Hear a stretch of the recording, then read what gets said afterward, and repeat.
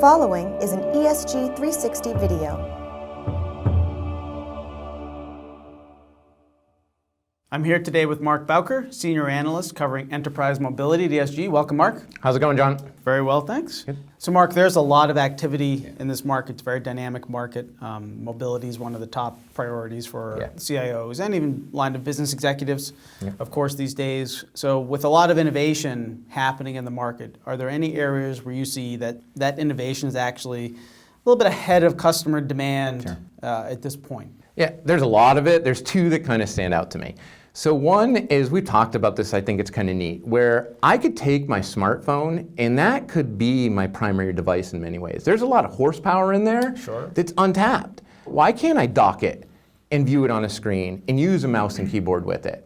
So I've seen that demoed. I've even seen that used a little bit. Microsoft certainly has demoed that technology with Windows 10. And it does work. So I think where we are from a technology perspective, we're a little ahead there. And the other one is collaboration and communication.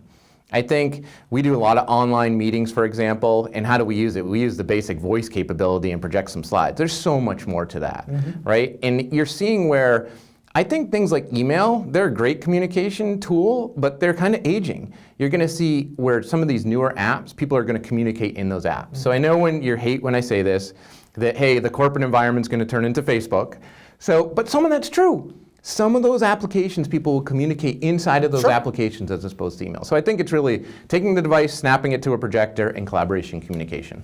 What do you think will have to happen, or what will the compelling event be, or the watershed moment where that's interesting, users and their employers, who, let's be fair, still, despite the democratization of IT, employers still have some say in what their employees do at work, and we are talking about work here.